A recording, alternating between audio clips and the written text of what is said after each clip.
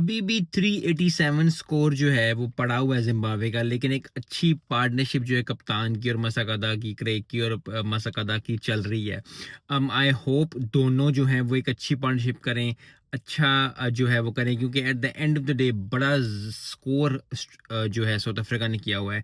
इस तरह के स्कोर बीट करना खासकर सेकंड इनिंग में बड़ा टफ हो जाता है टेस्ट मैचेस के लिए, लेकिन एक अच्छा कॉन्फिडेंस बूस्टर होगा जिम्बाब्वे के लिए। तो I hope as a Zimbabwean fan, as a Zimbabwe cricket के है, आई थिंक जिम्बाब्वे को अब कुछ ना कुछ करना पड़ेगा। आज दिन भी, अगला दिन, आज जो दिन चल रहा है, लंच हुआ हुआ है, आई थिंक अगर दोनों 100 करते हैं, 150 करते हैं, आराम से खेलते हैं, कोई जल्दी नहीं करते और इस चीज़ को मतलब वो बॉल्स बीट करने की कोशिश नहीं करते, अपनी नेचुरल गेम खेलते हैं। क्योंकि खूबसूरती क्रिकेट की यही है कि जो बंदा अपनी नेचुरल गेम खेलता है वो आगे जाता है। तो आई होप कि ये मैच अगले कल तक जाए, आराम से जाए, ज़बरदस्त परफॉर्मेंस है जिम्बाब्वे।